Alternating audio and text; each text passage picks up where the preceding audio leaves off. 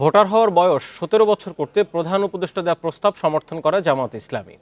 সকালে দিনাজপুরের বীরগঞ্জ সরকারি কলেজ মাঠে পথসভায় এসব কথা বলেন জামায়াত ইসলামের আমির ডাক্তার শফিকুর রহমান।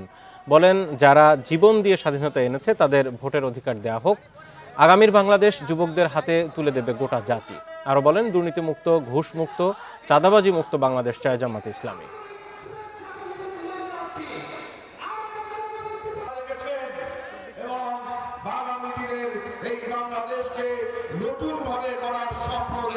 উপদেষ্টাকে ধন্যবাদ জানাই।